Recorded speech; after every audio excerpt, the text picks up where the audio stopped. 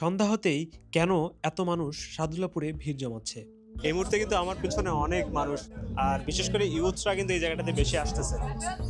না, কোনো বিয়েবাড়ি কিংবা উৎসব নয়, প্রতিদিনকার চিত্র এটি। বলছি ক্যাফে হাটখোলার কথা।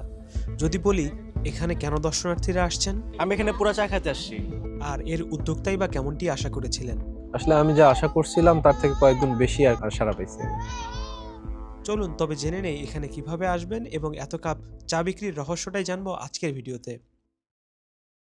গাইবান্ধা জেলার সাদুল্লাপুর উপজেলার চারমাথা, সেখান থেকে মাদারগঞ্জ রোডে পায়ে হাঁটা পথের দূরত্ব তালতলা, যেখানে পা রাখলেই ইদানিং চোখে পড়বে এক অন্যরকম দৃশ্যের লোকজ ঐতিহ্যের ছোঁয়া আর সম্পূর্ণ পরিবেশ বান্ধব সাজসজ্জায় ঘেরা একটি জায়গা। নাম ক্যাফে হাটখোলা। আমাদের সাথে খুব সম্প্রতি কথা হয়েছে এটির উদ্যোক্তার।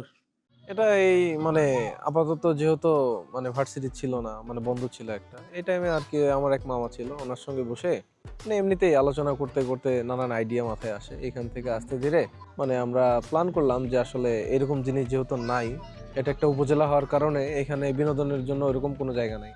তো এটাকে কেন্দ্র করে এরকম একটা আইডিয়া আসলো, তারপর এখান থেকে আস্তে ধীরে আর কি বাস্তবায়ন করার চিন্তা ভাবনা। আমরা শুরুতে যেটা আর কি ছিল, ওই এক্সপেকটেশনটা অত বেশি ছিল না, নতুন যেহেতু, তো ডেইলি 200 এরকম গেলেই এনাফ হবে আর কি। পরবর্তীতে মানুষের এত পরিমাণে সাড়া পাওয়া গেছে যে এটার কারণে তো এখানে দেখা যাচ্ছে যে 500 দিয়েও পার ডে এখানে কুলানো যাচ্ছে না এরকম। মানুষ হচ্ছে গিয়ে এইসব ক্লাসিক্যাল জিনিসপত্র ভুলেই গেছে অলরেডি। তো ওইখান থেকে চিন্তা ভাবনা আসলো যে এই জিনিসগুলো যেহেতু মানুষজন ভুলে গেছে, প্লাস এগুলো আসলে পরিবেশ বান্ধব, এই সব জিনিসপত্রের দামও অত বেশি না, সাশ্রয়ের ভিতরে যতটুকু করা সম্ভব হয়েছে আর কি, ওই চিন্তা থেকে আর কি এই কাজটা করা হয়েছে। এখানে আপাতত পোড়া চার আইটেমটা অ্যাড করা আছে, তারপর পোড়া রুটি আছে, রুটির কাবাব আছে, পাশাপাশি ওই চটপটি ফুচকা, তারপর হচ্ছে দই ফুচকা, এগুলো আছে আপাতত। ভবিষ্যৎ পরিকল্পনা বলতে কি, এটা হচ্ছে গিয়া ওই বড় পরিসরে আর কি চিন্তা ভাবনা করা হয় নাই। তো মানুষের সারা অনুযায়ী এখানে পরবর্তীতে চিন্তা করা হয়েছে, যেহেতু এখানে মানুষের ভালো একটা সাপোর্ট আছে, তো সেইখান থেকে ভবিষ্যতে এটা আরো অনেক বড় কিছু হইলেও হইতে পারে।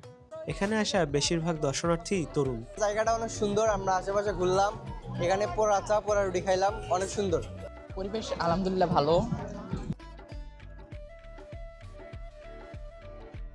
এখানে শুধু চটপটি বা ফুচকা নয়, মানুষের মূল আকর্ষণ এখানকার পরিবেশ আর সেই সাথে বিশেষ চা। যেখানে অন্য অনেক রেস্তোরাঁ কৃত্রিমতায় ঠাসা, সেখানে এই স্পটটি যেন খোলামেলা আর ফটোজেনিক। আড্ডার ফাঁকে ছবি তোলার জন্য সবচেয়ে সুন্দর জায়গা এই এলাকায় দ্বিতীয়টি আর নেই। সবচেয়ে অবাক করা বিষয় হলো এর উদ্যোক্তার সাহস।